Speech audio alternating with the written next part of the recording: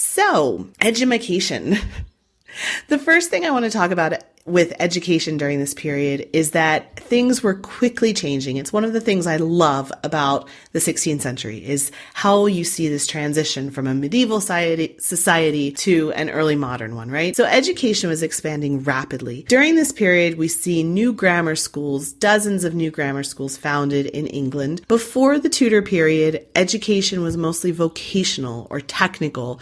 People were taught very specific trades. Medieval England was a place where children were taught these trades, and also very few children, less than 10%, attended any kind of formal schooling. So all of this would begin to change during the Tudor period. There were two types of schools. The petty school which taught children how to read and write, and that generally wasn't an endowed school. You might have a schoolmaster who happened to be in a particular town, and he would open up a petty school. It taught reading and writing, perhaps a little bit of arithmetic and religion, and that was all. Then there was the grammar school for older children that taught Latin and more advanced studies. There was also university education, but this was only in Oxford and Cambridge. Also, you could argue that the Inns at Court, where lawyers were trained, also could have counted as a university. But in general, it was Oxford and Cambridge. During this period, Cambridge was growing with the foundation, thanks to Lady Margaret Beaufort, of Christ's College and St. John's. Lady Margaret Beaufort was very supportive of education, and she funded both of those. Also, there is a little tidbit about her that she really valued reading and writing, and especially for women, because her great aunts supposedly were the first women in England to learn how to read and write. So that's apocryphal, but it's something that I came across, right? So the church also at this time funded most of the education, and teachers were the priests. Henry VII encouraged education and the arts, and he was, of course, influenced by these humanists, the new learning of this time. Henry brought writers, musicians, and artists to England, including Polydore Virgil, who came and was invited to write a history of England. The printing press changed everything with education as well. Caxton brought the printing press to England in the late 1470s, and I did do a few episodes on Caxton and printing, which I will link to in the show notes. At first, it was used solely to print literary works, but as the new century dawned, Caxton began to print more humanist works and textbooks, and literacy grew at a dramatic rate through this period. This is a period where the rise of humanism, not necessarily secular education the way we think of it today, but what people at the time called the New Learning, was on the rise. In England, it was advanced by John Colet, who was the Dean of St. Paul's, and Thomas More, and also Erasmus when Erasmus was in England. The idea was to recover these previously lost texts of antiquity and use them, combined with the teachings of Christian morality, to create educated citizens and a really good educated ruling class as well. In 1537, Sir Thomas Eliot, a member of Henry VIII's Secretariat, published a book called The Governor, which laid out the perfect humanist education as he saw it. Children should be taught Latin by the age of 7. Between 7 and 14, they would read the Latin classics and they would start learning Greek. And after that, until they were about 17, they would learn logic, rhetoric, history, and poetry. Between 17 and 21, they would study philosophy, ethics, and the works of Plato. And then at 21, they would begin studying law. They would also learn horsemanship, dancing, and the military arts. In 1570, Roger Ascham, who had been Elizabeth's tutor, wrote The Schoolmaster, which was inspired by a discussion that he had with William Cecil about education. And Ascham wrote down this conversation. He wrote it all down. It was, he said, specially purposed for the bringing up of youth in gentlemen's and noblemen's households. It's important to remember that the Protestant Reformation led to an increase in literacy and education as well, because the reformers wanted everyone to have access to the Bible in order to have this personal relationship with God and to understand the Word of God through the Scriptures. This led to a push for greater education for everyone, not just the elite, and also for women. The 16th century saw a huge rise in education for the masses, with more students in schools than we would see again until the 19th century. So there was a drop-off in the 17th and 18th centuries. This changed the composition of the people in the colleges, and it meant that in addition to the noble and the gentry, there were also merchant classes and more different types of the middle class that we see, in addition to the nobles. So how did this all play out with our Tudor monarchs, and what can we learn about how they were taught?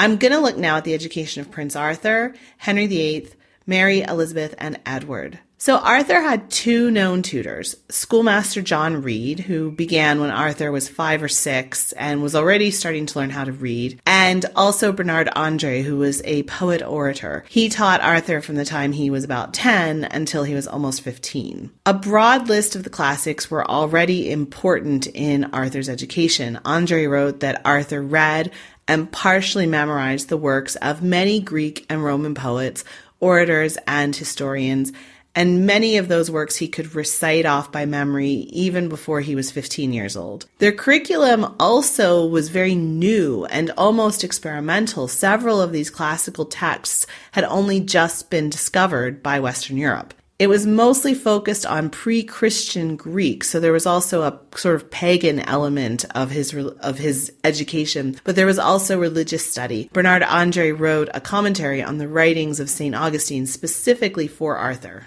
The next person I want to talk about is John Skelton. He was Henry VIII's tutor when he was young. Henry had a humanist education with lessons in the morning and the afternoon, and Erasmus described Henry VIII as a lively mentality which reached for the stars, and he was able beyond measure to bring to perfection whichever task he undertook. Thomas More said he is in every respect a most accomplished prince. His education would have been largely directed by his mother, and some experts and historians actually believe that she was the person who taught him how to write because there are a lot of similarities in their handwriting. He would have been taught the languages, again, Latin, Greek, French, Italian, and Spanish, also grammar and theology, especially the history of the church and tenets of the church. He also was taught history, rhetoric, logic, philosophy, arithmetic, literature, geometry, and music. He also studied astronomy and navigation and map making, which was so new at this time period, and he took an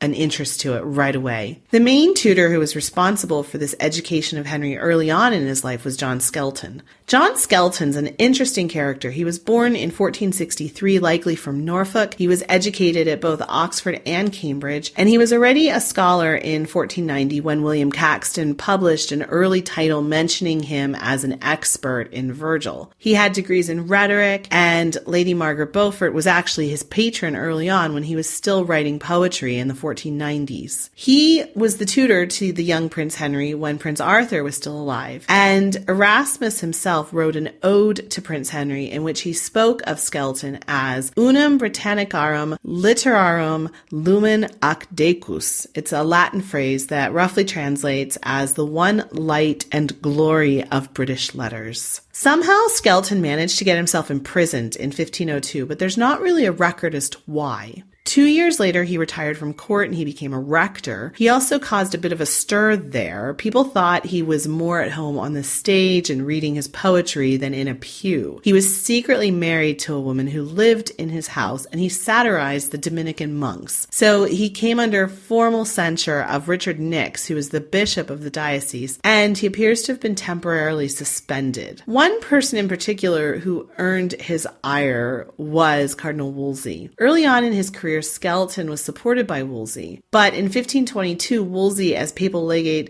dissolved the convocation at St. Paul's, and Skelton circulated the short poem, "Gentle Paul, lay down thy sword, for Peter of Westminster hath shaven thy beard." When you first read about John Skelton, you see a lot about how he likely fled to sanctuary during this time in Westminster, where he was supported by the abbot and continued writing these little poems and attacks against Wolsey. But a lot of that can't be verified, so I'm not going to say that it's fact. Just know that there's a lot of rumors and stories that Skelton spent time in sanctuary at Westminster Abbey for writing satirical poems about Wolsey in particular, which I'm going to read now. Here's one, a famous one that says, "Why come ye not to court?"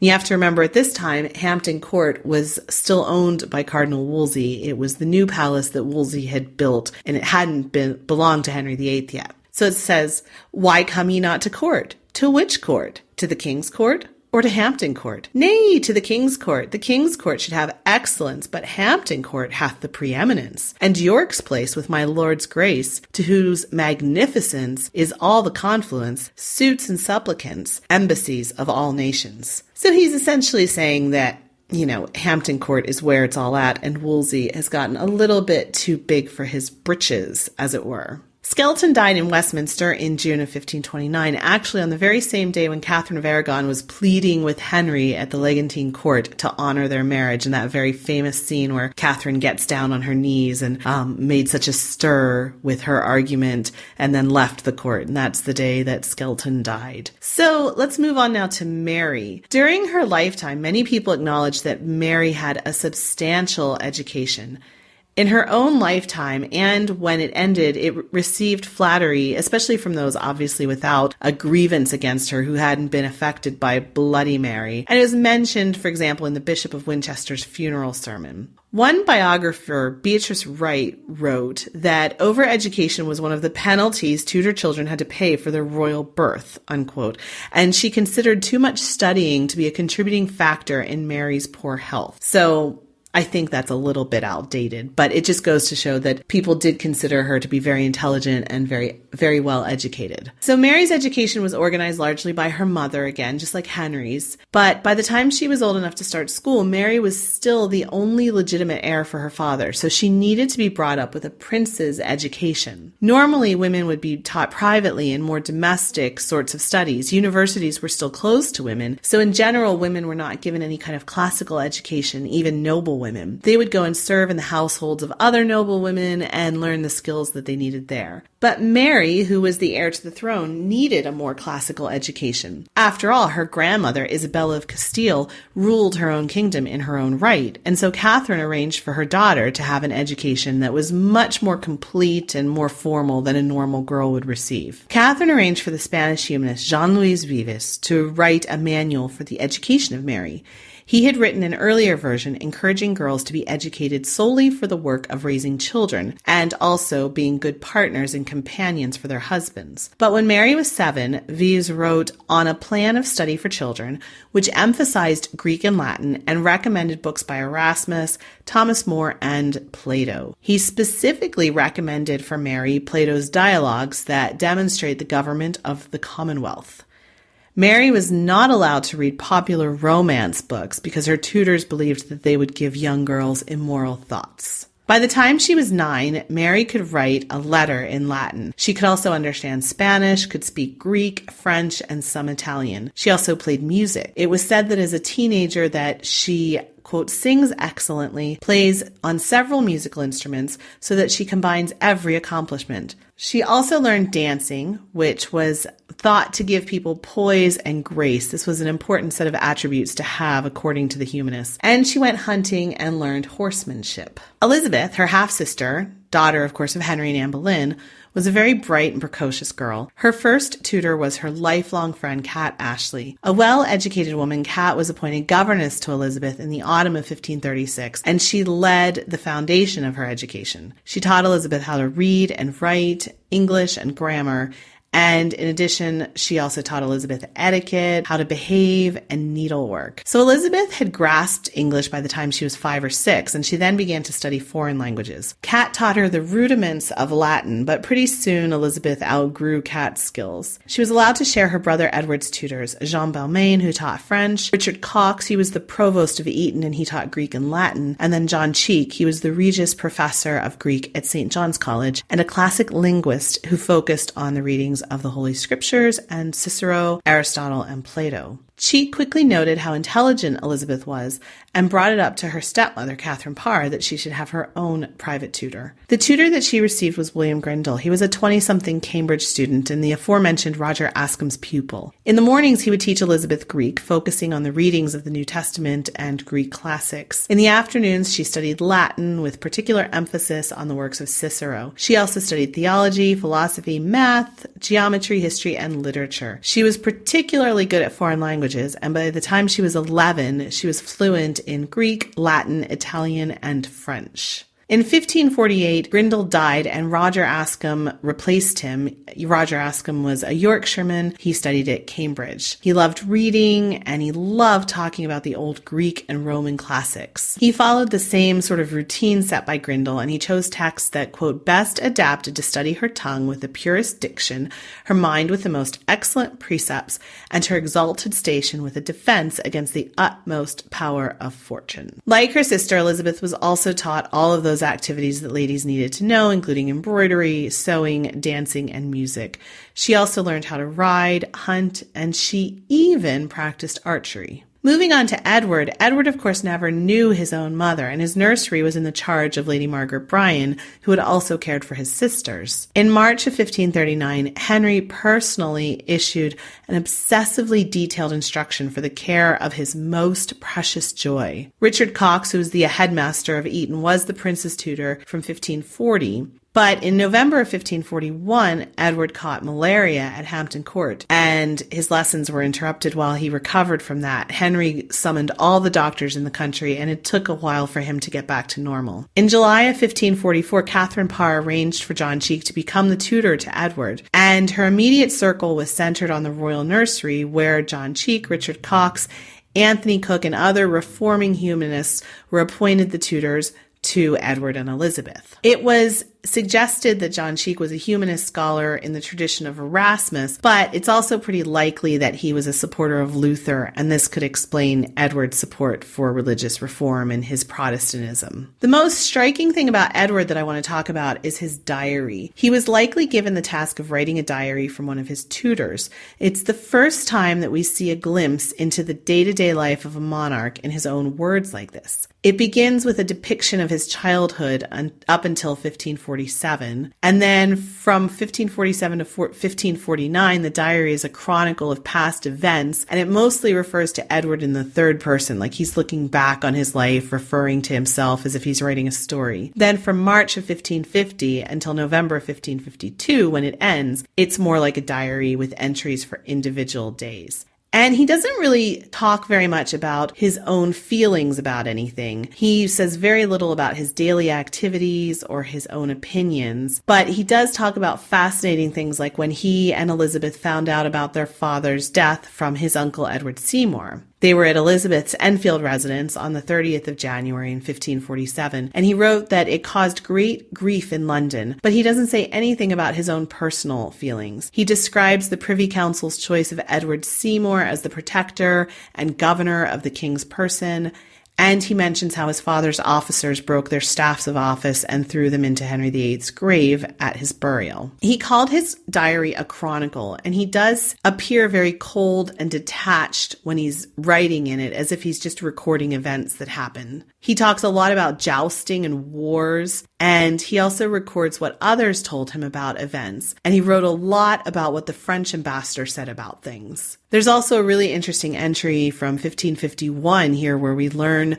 of his berating his sister Mary for practicing the Mass. He writes, "The Lady Mary, my sister, came to me to Westminster, where after greeting she was called with my council into a chamber where it was declared how long I had suffered her Mass, in hope of her reconciliation, and how now, there being no hope as I saw by her letters, unless I saw some speedy amendment, I could not bear it. She answered that her soul was God's, and her faith would not change, nor hide her opinion with dissembled doings. It was said I did not constrain her faith, but willed her only as a subject to obey, and that her example might lead to too much inconvenience. On the 19th of March, the Emperor's ambassador came with a short message from his master of threatened war if I would not allow his cousin the princess to use her Mass. No answer was given to this at the time. The following day, the bishops of Canterbury, London, and Rochester, Thomas Cranmer, Nicholas Ridley, and John Scory concluded that to give license to sin was sin, to allow and wink at it for a time might be borne as long as all possible haste was used." So it's a fascinating look at life inside Edward's reign, I suppose, and the entire diary itself is available online and in books, so I'll link to that in the show notes. So I'm going to leave it there for this week. The book recommendation is Medieval Schools, Roman Britain to Renaissance England by Nicholas Orme. I have a link at the show notes as well. You can get in touch with me through the listener support line at 8016-TESCO or through Twitter at Tesco or Facebook.com/EnglandCast. You can also sign up in the Tutor History Facebook group as well, where there's a lot of Tutorholic chat that goes on all day long, so you can get your fix there. Thank you so much for your listenership. I'll be back again in about 2 more weeks with another Tutor Times Person of the Month. This time it's Frances Walsingham. And don't forget to check out treasuresfrombest.com for your monthly tutor treat fix. I will talk with you again very soon. Bye-bye. Blow, northern wind, the sand who made me sweating, blow northern wind, blow, blow, blow. Ich hatte bord in Bauerbricht, dat soll is semlis on sea.